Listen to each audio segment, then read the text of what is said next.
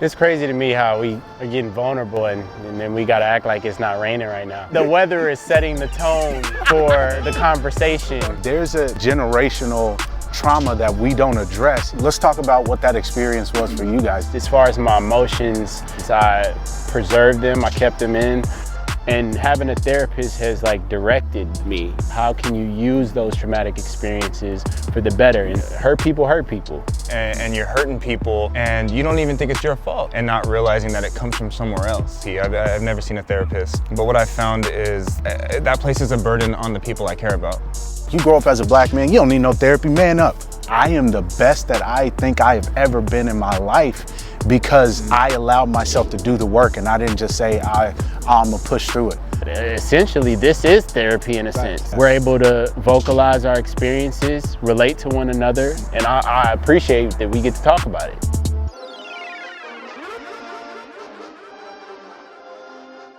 My name is Danezion Mills. I'm 29 years old and I'm from Dallas, Texas. What's going on? My name is Mike Gray. I'm from Dallas, Texas. I'm 30 years old, based in LA. And he's a cowboy head. Yeah, Philly all day. My name is Alex Williams from Bakersfield, California. I'm 31. All right, cool. So we're just gonna kind of jump into some questions. Just kind of talk about your experience, talk about your story. First card is gonna be, what is your relationship like with your mom? For example, my relationship with my mom is pretty strange. She tried the best she could, but we definitely don't have a great relationship. There's a lot of moments in my life where I look back where there was a lot of emotional abuse, a lot of physical abuse, a lot of mental abuse, not just for me, but my relatives, my brothers and sisters. But she did the best she could. She tried to provide for us in the best way she knew how. And the more that I get to know her, the more that I get to know stories about her past and her history from my aunts, I'm starting to see a little bit more of how she came about to be the way she is and have a little more grace for that. Even though, you know, I'm still feeling some of the pains from the ass whoopings I got. But I feel like ass whoopings are nice though. I mean, I feel like we need them as black men, but I can understand how that could turn to an abusive relationship. You know, my situation, I have a very good relationship with my mom. I talk to her every day. And I think that that's from just the time that we've spent together. My biological father passed when I was 9. So for the first 2-3 years after that, it was just us, me and my sister and her. So I had to kind of be the man of the house and take on responsibility. And I saw that she went from being a stay-at-home mom taking care of me and my sister to having all of this weight on her shoulders to make sure that things happened and got handled for us.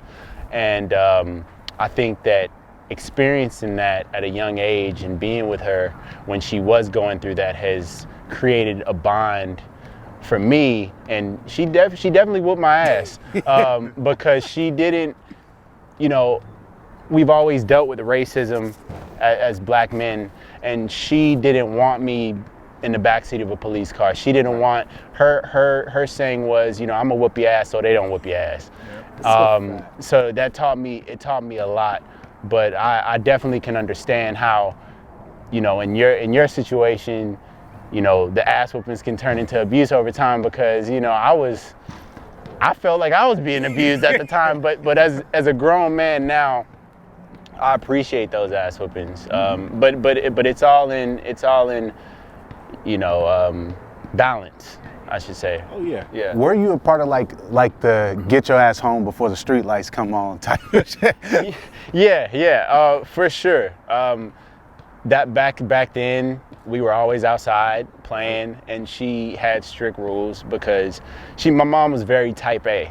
So if I went to school and my bed wasn't made, I was being punished. If she was taking away the PlayStation, or she was, but I feel like she was molding me to have structure in my life, which I really appreciate. I didn't understand it back then, but now basically everything that she did that I questioned when I was a kid, I've realized why. And I think that that's important as a black man, is to realize why, you know, and even if you weren't brought up in the best situations, and I appreciate that we get to talk about it. You know, that's the most important thing that I feel like we don't do, is we don't have the platform, and we don't have the comfortability through our generations to just be openly able to discuss things like this. Right. Yeah, that's like, for me, that's something that I wish my mom did do. Like, we had a structure as far as like make sure the house is clean, but as far as like going to school and stuff like that, there was not a lot of pressure for me to have to go to school. Like, my mom would pull us out of school sometimes. Like, we get a call from the office like, oh, there's been an emergency at home, like your mom's on the phone. We get on the phone, my mom's like, get your ass home, why ain't my house clean? So we like walk from the school home and clean the house. And it's like, for me, that school was almost a safe space for me to get away from the dramas that were happening at home. You know what I mean? Yeah. And like, and for me, I'm almost thankful for that, because like, for me versus my brothers and sisters, like, I'm the only one who was able to graduate high school, who was able to go to college, because I had a different drive. Like, I remember when my grandmother, when I was a kid, we were walking in the store, and my mom, she was with my grandmother. It was my mom, my grandmother, and me. And we were walking in the store, and I had a football in my hand, and my mom was like, some woman came up to us, me and your grandma, and she was like, this kid's gonna be something one day. He's gonna be a star one day. Now, in my mind now, whether or not that was true, because my mom can make up stories like that, that stuck with me so deeply. So anytime my brothers and sisters were acting up, not going to school, that subconsciously was always in the back of my mind, like, oh, this kid's gonna be something someday. I gotta be exactly what that woman said, because my grandmother was a huge influence in my life, and she was a part of that narrative, and she passed in 2002, which kind of leads me into like a different question of like, was your mom the hierarchy, or was your grandmother the hierarchy? Like, was your grandma the top dog, or was it like mom and then grandma? I had a little bit of a different kind of upbringing than you guys, because my mom, she kind of had to take care of all of us, and so my dad was in and out, in prison, out, and then out doing whatever he wanted to do, you know, doing dirt, and so my mom kind of took it upon herself to take care of us. But what happened was she got cancer, and so she had to like work and pay the bills and go through cancer treatment. And so all of us, and I was like the middle kid, so I didn't have to, I was sheltered from so much. I kind of just like went with the flow, what everybody else was doing. Right. And it just felt like a team effort. Like, I had to keep my mouth shut, and I just had to like put my head down and like do the stuff. And what ended up happening was my brother, like a couple years back, he's like, I feel like nobody in this family knows each other. And I was like, you know, and that kind of sits with me, because you ask, like, you guys talk about your relationship with your mother, and you guys have one, and me and my mother, like, we love each other, but you talk to her all the time, you talk to your mom. I don't talk to my mom really. Like, when she found out she had cancer, she didn't tell me, like, initially. Like, I found out by accident, because she's like, you're in LA, you're doing your thing, let me, like, not put this burden on you, you know? So, like, it's just like a whole family kind of, like, keeping their own stuff to themselves, and even, like, you know, just, you ask about grandmothers and stuff, like, we were very much isolated.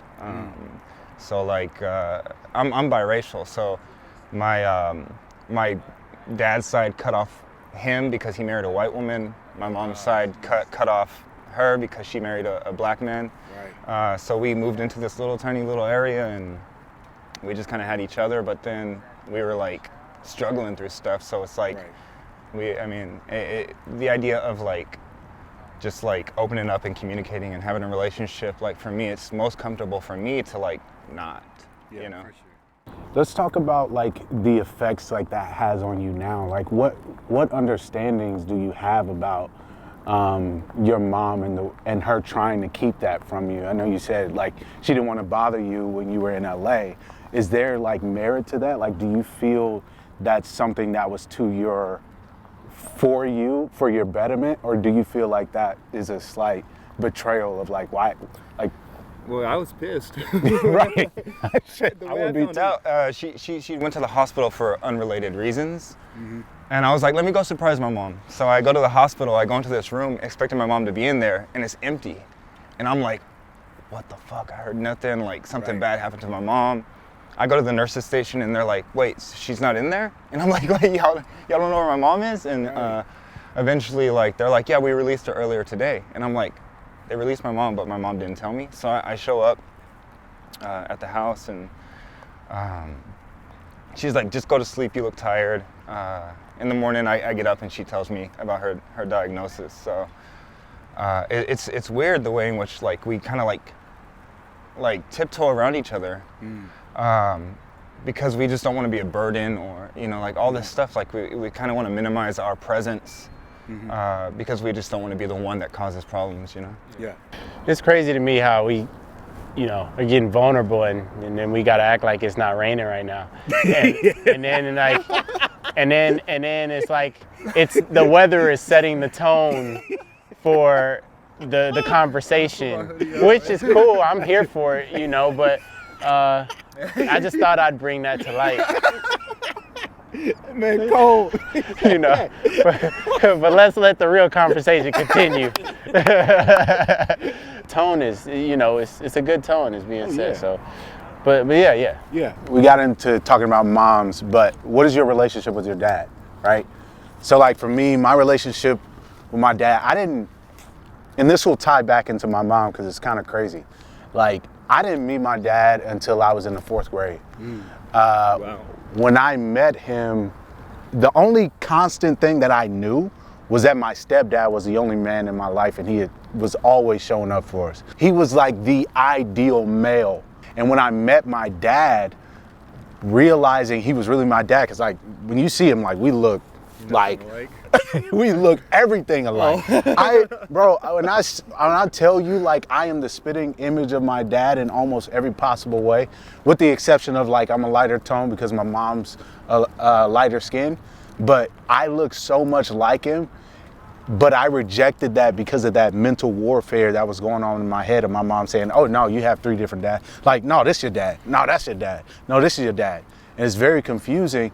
And one time I met my dad in the 4th grade. My mom snatched me in a room afterwards and she was like, why did you tell your dad you thought he was Jamaican?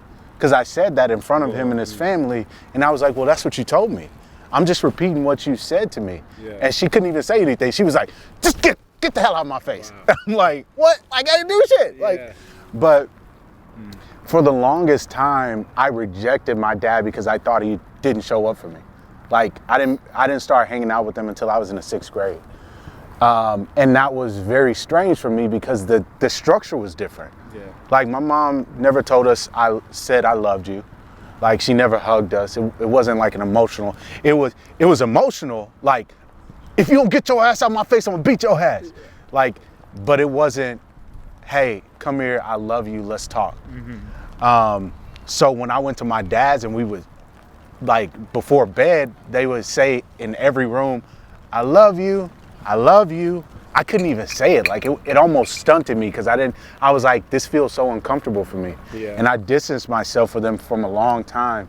And getting closer with them now, I've learned that it wasn't their fault that they weren't in my life. Yeah. It was my mom had pushed them away from me. Like I didn't know my dad held me when I was a child. I didn't know that my stepmom wanted me around. Yeah. But having those narratives played in from my mom, it's like now I'm looking back like, dang, like I could have had my dad that whole time.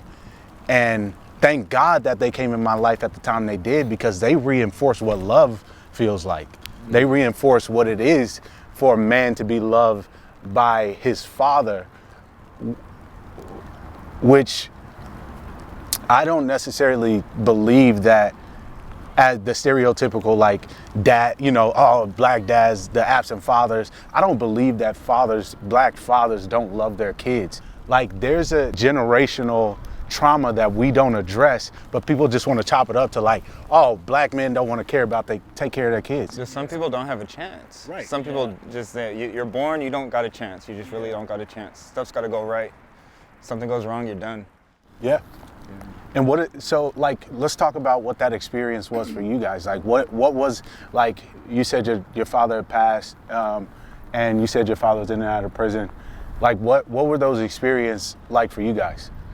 I think that being that I had to be the male figure of the house, over time, it just, as far as my emotions and my feelings, I preserved them, I kept them in, just because I knew I had to stay strong for like my sister and my mom.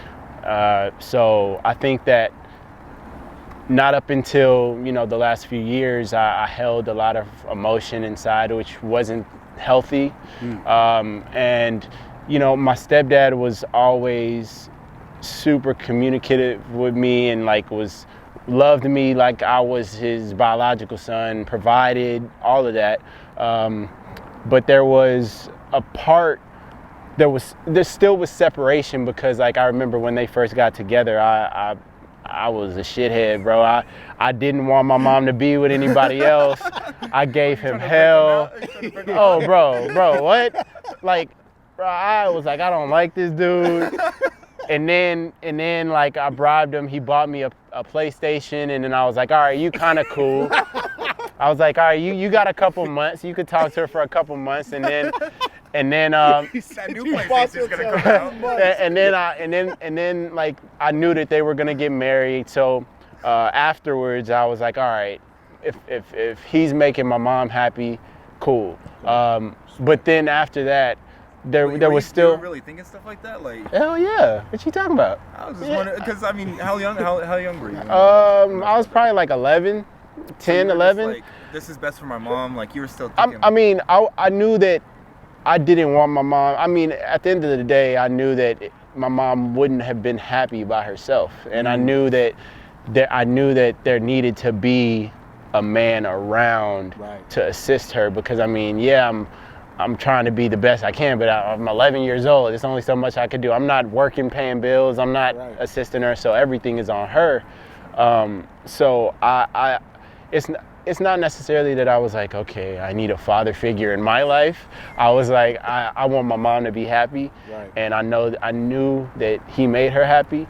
But there was still a separation, just because, you know, he wasn't my biological father. So over time, I did get more comfortable, but I still, you know, until I was in my mid-20s, early to mid-20s, I was still keeping things inside. Now I'm able to be vocal, and we're able to talk, and we've connected over a lot of different situations and topics. But for the longest, you know, I had to work through things myself, which isn't healthy at all. You know, then you can develop anger issues, depression, all of that sort of stuff by not being able to vocalize your emotions and how you feel. And I think that that's something that a lot of us do. Yeah.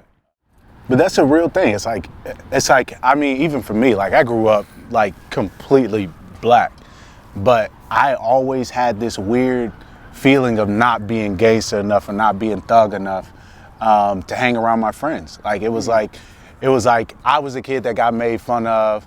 I was a kid that like people be like, oh, you big, stop playing around, like whatever, like, and kind of pushed to the side. And so for me, I was like a loner a lot of the times, because I didn't know how to fit in with that culture, even though my brother was the epitome of like the black dude. Like he was like, he was a cool kid, everybody hung around. He had a lot of friends, like they'd be posted up outside of school somewhere.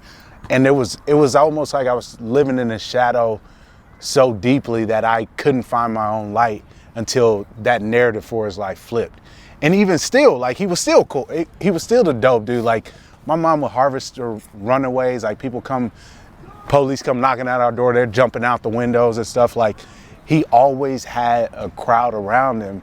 And I felt so drowned out by that. And I never felt fully accepted by the black culture. Like, I always felt like slightly pushed out. And I still to this day, like, don't know what that was about or if that was just me.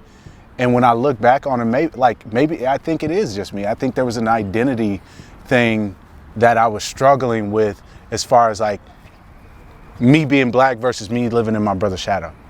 Like me being black versus me being black enough to hang out with my brother's friends. And so like, let's talk about that. Like what are some of those black cultural things that you feel like you have to be this to be black? What are some of those moments or cultural differences or similarities that you feel you have to have in order to be black? I think first off, the notion that you have to speak a certain way to or sound black, or that you're not black enough because you're well spoken, or your communication skills are different, is pure ignorance. And I think that that's something that has lingered in the community. I think that I was a kid that, my mom raised me to speak very proper, and my family around Texas, you know what it's like in Texas. Like, Mama on the phone like, what y'all doing? Hello. And then, hey, get your ass in Yeah, here. yeah, Like, man.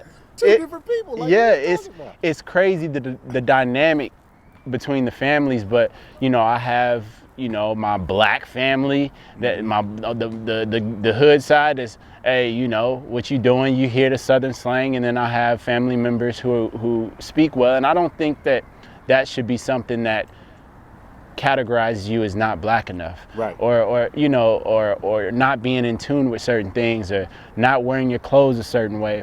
When I was younger, I feel like a lot of my family members made fun of me, but then they realized, oh, when you grow up, then you just sound ignorant if you speak that way, or maybe it's harder to get a job if you sound a certain way.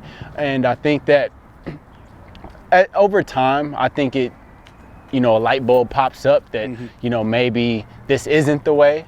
But my mom was really always on top of me with reading and making sure that I bonded with all ethnicities, because I think that being able to have a conversation with somebody who isn't from the same race or same background as you is very important, especially when you realize the direction you want to go in life.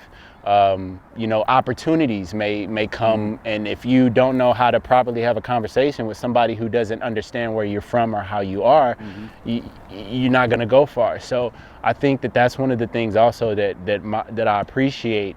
If I was speaking too crazy, my mom would correct me. Right. Don't you say this, Right. But as far as being connected to the culture, I feel like I was always connected to the culture. I was around it. During the summers, I would go to my aunt's house, who she lived in the hood. So right. I was never away from it. Right. I was diverse, I should say, with how I was. And I knew that it was more than just how I talked, or, who I hung around. I went to school. I went to pretty diverse schools. When I was in 4th grade, I went to an all-black school, and I was an outsider for sure. Right. But after that, I went to private school, so I was around a lot of different ethnicities, and I got along with everybody. Mm-hmm. But I could definitely understand your story, because when you're around people who don't understand, you seem like the oddball. Right. If you don't adapt. Right. And I think the individuality nowadays is become more accepting. Mm-hmm. Everybody likes the person who's different. I feel like nowadays the oddball stands out. Right. You have, not to be too long-winded, but in entertainment, I remember when, as an actor, you didn't want to have a ton of tattoos. Now, you want to cast a dude who looks different, who has all the tattoos. It's I think individuality is important, and now I can respect and appreciate the direction that it's going in. And there's something that you said that is really interesting, because the conversation could come up, or has come up, I'm sure, a lot, as far as we don't want to conform to speaking to the white person's language, which I completely get. Black people have our own unique way of being and speaking. It's about being diverse. It's about being able to communicate with everybody, and not just one race. I mean, like I always say this, I love like Asian culture. I really do. I grew up watching anime like I was that kid. Yeah. But you know, I'm not, and that's not to say like I would ever want to be Asian. I just love their culture so much, and to know about their culture allows me to communicate with like Asian people because of that diversification. Same thing with white people, same thing with Latinos. It's like we don't have to stay within the confines of one, but that's the thing. That's the thing. That was what was always hard for me, because I felt like I was being judged for wanting to communicate with different races. I wasn't a thug enough, and I tried. I mean, I tried. Like, I really tried. I was out there boxing. I mean, we were like fighting in the streets, and I won a few. Like I would clock people, but I didn't want that life for myself. Like, I didn't want to have to wear the armor and like puff up my chest and walk out every day like, yeah, what's up? Like don't test me. Like, that's the armor that you have to wear, but I don't think that's healthy for us. It's what we're forced into, and it's understandably so, because we were brought here and we were forced to fight each other. Oh, you're lighter than me. Oh, okay, well, all right, you light skinned, well, we got a problem. Oh, you a yellow bone, we got a problem. That's slavery stuff, and we've carried it into our culture now, where it's like, oh, house slave versus field slave. It's like we have used the divisive nature, or not, I'm not even gonna say we have been forced to use the divisive natures of slavery. And we don't even know it. We're saying like, okay, you're lighter than me, so you're a little more white, so you belong with them. You're not one of us. See, that's the problem. Right. Because I didn't always love yellow bones, especially women. Like, I mean, that's just me. Like, but yeah, you're absolutely right. You're absolutely right, and I think it's an issue, because also what that's doing is just turning our people against one another. Right. And in the inner cities, it's like we are killing each other the most. Right. Which is crazy to me. And I'll go a step further and say, I don't even blame us. It's the mindset of scarcity. There's not enough for you, so I gotta take it from you. Even though you look like me and we should be sharing it, we should be doing this together and we should be building together, there's not enough to go around for both of us. So I gotta take it. And you either gonna let me take it, or we gonna have a problem. Absolutely. And it's like, but what if black people took that mindset, that confidence, that strength, and we started building stuff together? That's all. That creates this generational wealth that they have and they've been living on, which comes from our backs for a long time. Would you say that you've, in life, both of you, would you say that you've been assisted and helped more by somebody your race or by a white man? That's a great question. And I'll have to say, like, I was adopted by a culture of white people when I was in high school. And there were a lot of issues that I had to address come later, because then I realized I was a leapfrogger. I was never gonna be fully accepted by the white culture because I wasn't one of them. I was never gonna be fully accepted by the black culture because I sold out. So that leaves me bouncing between trying to find where I belong. So like, even being helped by white people that like The Blind Side, like when I hear The Blind Side, I'm like, it makes me feel bad. It makes me feel like this is like your charity. But it's like, yeah, they helped me, but either way, I was gonna get there on my own. And it wasn't that they helped me because they were like, oh, look at this poor dude. I was grinding my ass off. Like, I woke up there were moments where my brother got kicked out when I lived with him, when my mom and him moved back, and I was bouncing from place to place. I stayed with my brother, he got evicted. I stayed with my cousin, her dude moved in, so I had to move out. So I stayed with friends and I couch hopped. It got to a point where I started running out of places to couch hop, so I would go home, and you know the structure of Dallas, so it's like, I would go from Duncanville, my stepdad would wake up at 5 in the morning, he'd take me to the train station. I hopped on the train station for 45 minutes, I got on the bus took 45 minutes, I was on the football field by 7:30 in the morning.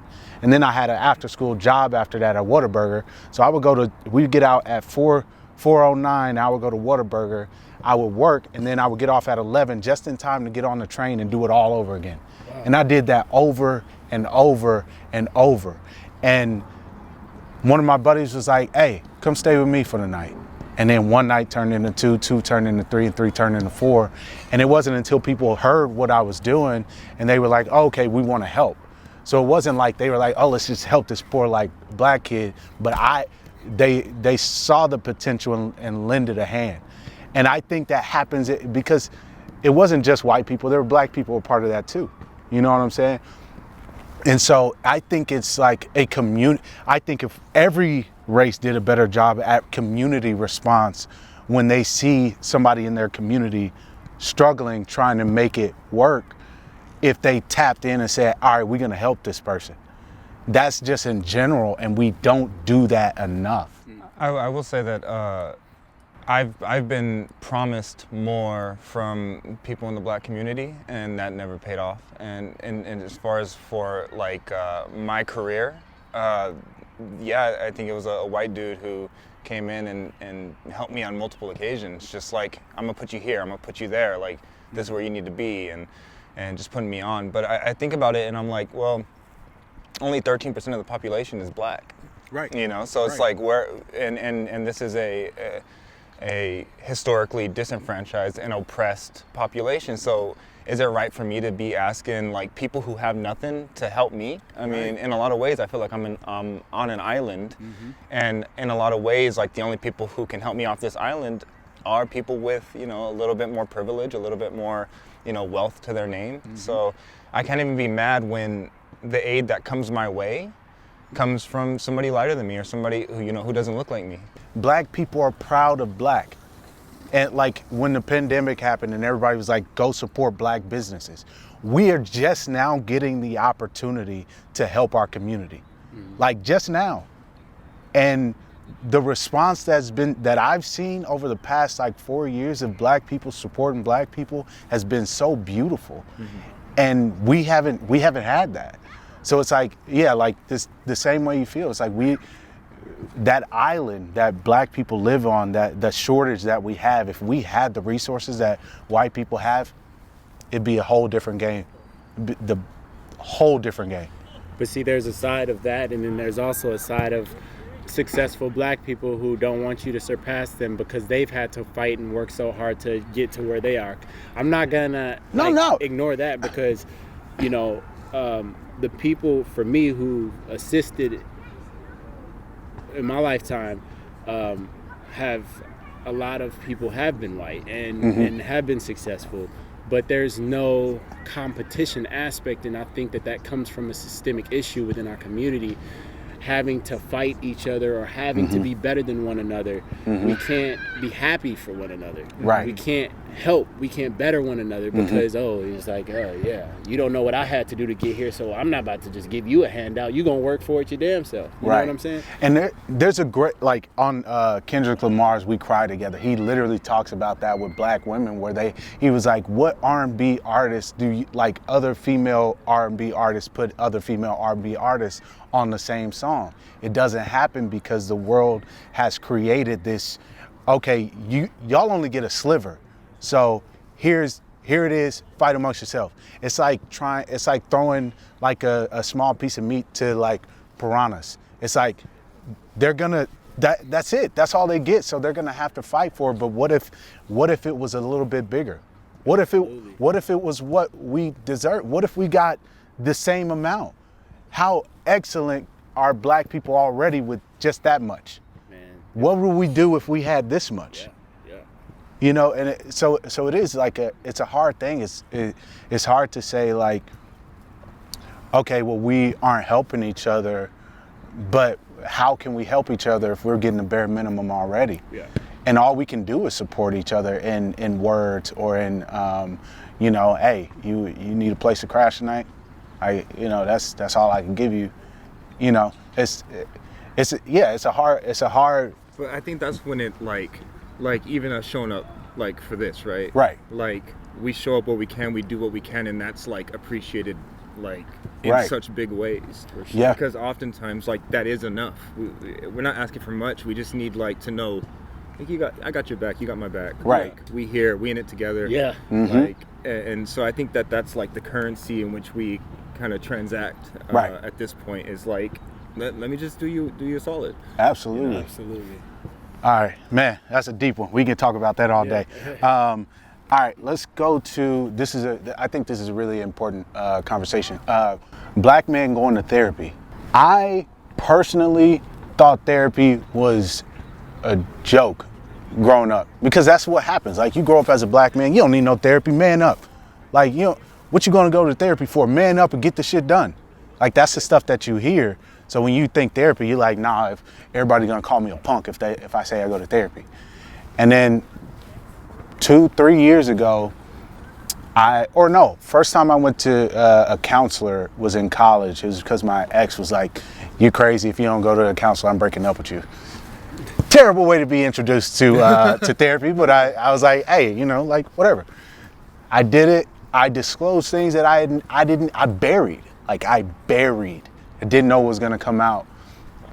And when she gave me the assurance that, hey, you were young and nobody protected you and it wasn't your fault. Like going through sexual trauma, like in physical abuse, emotional abuse. And I was like, it's not my fault. It's like this weight lifted off of me. I was like, it's really not my fault.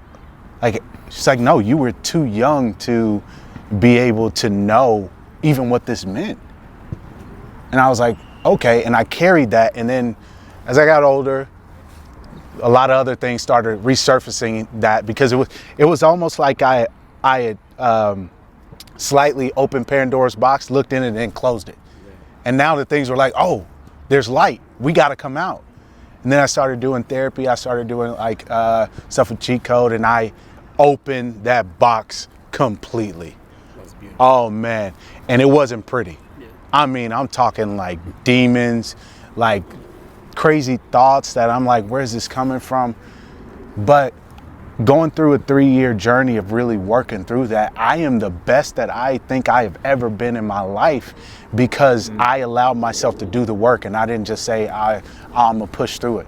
Because at some point you keep shaking up a Coke bottle and putting menthols in a Coke bottle and shaking it up, it's gonna explode. Mm-hmm. Like if you try and put it's gonna explode. Like it has to. You can't press that stuff down. So like as far as you guys' journey, you guys' thought, like let's talk about what does it feel like or look like with therapy? Like has that been something you considered? Has that been something you've tried? Is it something that you're avoiding of? Like what does that look like for y'all? I think for me, I was forced into therapy when I was like 9 years old because my father was killed. So it was a situation where like we pulled up to our driveway, he was laid out, like shot up, and I experienced that as a kid. So going through something that traumatic, I mean, if I didn't have therapy as a child, bro, I was already off the rails after that happened. So therapy saved my life as a kid. Now, after the situation, I didn't go to therapy for years, and recently I just started again maybe like a year ago. Mm-hmm. But it's totally changed my life. And it's important to, I think that, yeah, you're 100% right. As a black man, and it's like man up, deal with it, go through it. But I think that that's why you're seeing a lot of, suicides now in our community that wasn't usually the case. You're seeing a lot of depression. You're seeing a lot of, and these things are things that have happened over time with us. But I think that the importance of talking to somebody, getting your thoughts through. I mean, it's not a better feeling going into a session, all this weight on your shoulders, and then you just take a breath, release everything, and after you just feel so much better. Right. I do think that at the time when I was younger, I didn't understand why I had to talk to somebody about my trauma. But I think that if I didn't go to therapy when I was a kid, I probably either would be dead, locked up because of an action based on trauma. And I think that traumatic experiences is one of the main reasons why us men end up in certain situations, because as a kid you don't know why you feel the way you do, but when you're able to talk to somebody who can explain to you why you feel the way you do, it's reassuring and it's comforting, because there's no point of self-reflection without direction, because if you can't have the direction and understand why you feel the way you do, that's real. Like, it's if you can't understand why you make the decisions you make and why you do what you do, then it's just gonna be a reoccurring cycle. Right. And having a therapist has directed me, and acknowledging my mistakes, acknowledging why I felt the way I do, but how can we turn this into positive? How can you use those traumatic experiences for the better instead of, hurt people. Right. So Right. I think that if you're hurting and you're looking for guidance, therapy is key. I think even if you're not hurting, because I think sometimes you're doing things, like you said, hurt people, and you're doing things unconsciously, and you're hurting people, and you don't even think it's your fault. You're like, it's just the way I am, or you don't even question it. It turns into this whole thing where you're doing these things and justifying your behaviors and not realizing that it comes from somewhere else. Because I've never been to therapy. I've never seen a therapist. But what I've found is that places a burden on the people I care about, because I tend to use them as my therapists, and I tend to act out these scenarios in these ways that leads to these big blow-ups, and then the revelation comes, and it's like, hey, I have to apologize for this because I didn't know I was hurting, And so I'm using all these people around me, and enough to end relationships, enough to push people away, and it's like, well, I could have just went to therapy for this and been a healthier person living amongst other people, and understanding where they're coming from, understanding where I'm coming from. And I just never gave myself that shot because I never even gave therapy a shot. So I think about all the people that, I've heard, all the just heated, loaded conversations that I've been in that I didn't need to have with these people, but they became my sounding board. And so for a lot of that, I feel regret and I feel bad, because we're all human, and we grow and we rub against each other, and I just use so many other people to help me grow. And in a lot of ways, it wasn't always one-sided, but it's also just not fair, because people don't know that they're entering into that dynamic with you, So at least with a therapist, they signed up for it. You're paying them to do it. So with not going to therapy, kind of having this conversation, is that something that you want to tap into now? Is that something you want to start thinking about?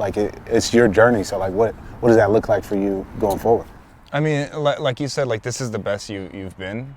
I think in realizing the ways in which I've harmed people, and in order to mitigate that and minimize that, it's been just a lot of reading and self-reflection, and you talked about not having the vocabulary to articulate your feelings after what happened with your dad, and them helping you to figure that out. And I'd read the emotional intelligence book, and I was like, oh wow, there's a huge spectrum of emotion and feeling, and now I have words for this, and I'm not just angry, I'm hurt, I'm this, I'm that. So it's definitely been a journey. I'd be open to therapy, yeah. And for me, I think it always comes down to priority, and it doesn't feel like it's always like the greatest priority. I always trying to find ways to put in front of it, you know. It's like dating. Like therapy's like dating. Like not everybody's gonna be able to give you what you need, or you be able to have the conversation with them and be able to feel authentic in the way that you can communicate your emotional needs and feelings. So it's like you gotta kind of keep trying it out until you find that right fit, and then you're like, man, this feels good, you know? And you only learn something more about yourself and what you want and need as you go along. You know what I'm saying? Like I used to say that about relationships all the time. You learn what to look for, what not to look for in the next person. And it's the same thing with therapy. It's like they're people too, and they're, you know, nobody's perfect. And everybody has a different skill set. Everybody has a different experience. Like for me, I didn't necessarily do therapy with just therapists. It was coaches. It was people who had experienced some of the similar things that I did. It was people that I could be able to say like, okay, I went through this, and they're like, all right, let's talk about that. Like, that wasn't your fault. Like, trust me, it wasn't. You're good. And just hearing those words alone gave me so much relief. It could be like somebody could say something, you'd be like, I don't know what you're talking about. Or somebody could say something and you'd be like, man, that's everything I've been needing to hear since I was a child. And it's just it's trying. And when you don't succeed the first time, you just get back up, try again. I remember going on this date with this lady, and this is like one of those examples of it like blowing up. And it was like, I'm sitting there talking, we're having a drink, and I start just telling this story of like some trauma that I went through as a child. And then I started telling her about like the terrible things I did and how I think there's a connection. And then I looked at her and I'm crying in the bar now. I'm like, can I be forgiven? And she's like, yeah. And it was like all I needed to hear, and I started crying. Wow. And she never talked to me again. But Hey, that's all you needed in that moment. That one word. So thankful for you guys, like straight up, hearing y'all stories, getting to know you a little bit more. I think like this is something that the Black people of color and people in general need to do more often. It's like there are things that we relate to with each other, and there are things that we don't know and would never know. But that doesn't mean we shouldn't share it so other people can get to be empathetic and in relationship to us, because I think that's the whole reason why God put us on this earth, is so that we can connect. Like I have this philosophy that we are alive through relationship of other people.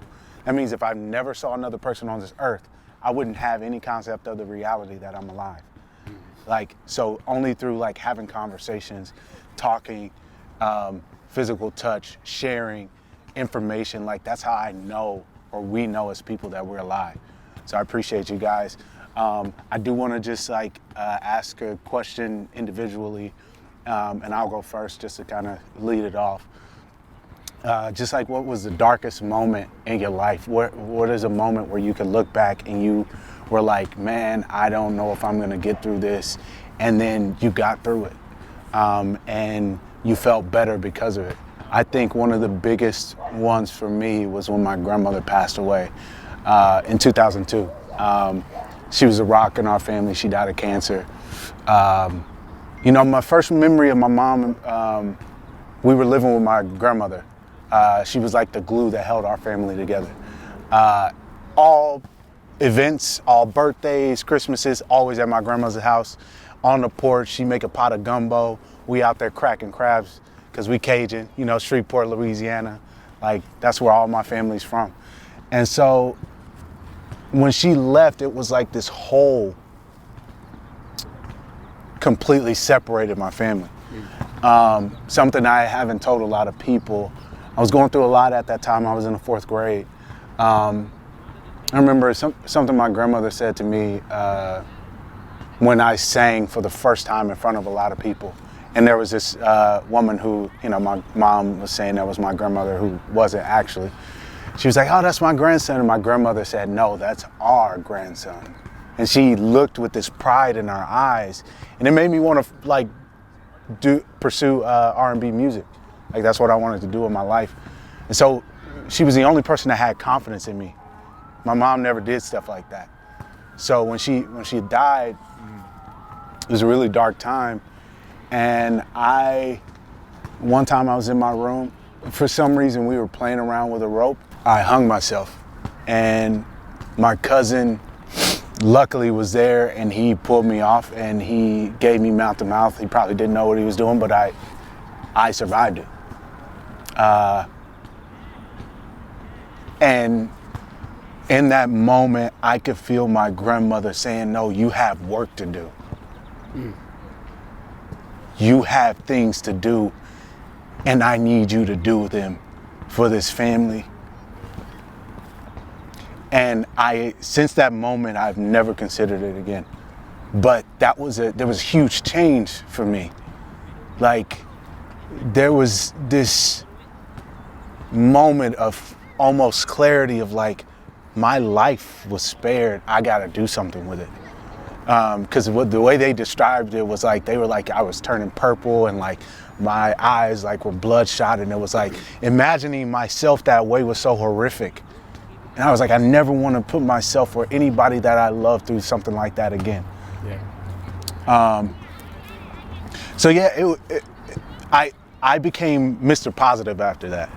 Like truly, like you couldn't tell me something and I'd be negative about it. Like I was like, no, everything, I'm gonna have a positive outlook and perspective on life from now on. And yeah, I've like wavered, but I believe that moment in my life taught me something about the world, myself, and who I want to be, and the people that I'm surrounded by, and the Holy Spirit, and like the God in a deep way that I can't even express. So yeah, that is my Yeah. That was wow. Well, first off, just congratulations for getting over that hump, bro. That's a blessing. And I think that for me, it was definitely the death of my father, and I'd say the death of my grandmother as well, because she was split an image of the description that you gave of your grandmother. Was always around, kept the family together, was just such a kind soul. And then for the last almost decade of her life, she lived with us. So, you know, we had a very different relationship. And I think that, you know, for the first couple weeks, it was a very, very dark moment, but I had that same calling. You know, I had her in my ear. You know, I had moved. This happened in 2015, and I was in LA. So you got to think about all the rejection that you get already, Right. and everything that you dealt with out here. So that, her passing from cancer on top of that, and I mean, death has been pretty prominent in my family, but I think that having her in my ear saying, you know, you have work to do. You've sacrificed so much already. You just gonna back away now? And she was a very prominent reason that I made the move to LA.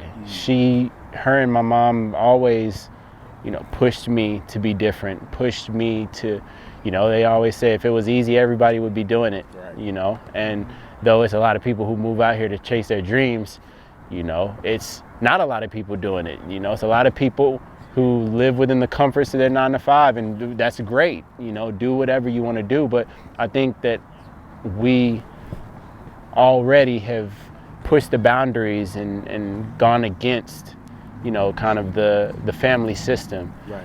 And me being in that dark place, I got out of it through the motivation, the change that I wanted in my family, showing people that, you know, how it is in Texas. Like, you say you're gonna move to LA to act and to be in entertainment. It's like, oh, like, why? Like, you really gonna do that? Like, and, you know, gotta prove people wrong. You gotta show people that you can go against the grain. You can be different. You can, and she motivated me. I think her death was one of the most traumatic experiences that I've ever dealt with, but it was a blessing in the sense of she's always with me.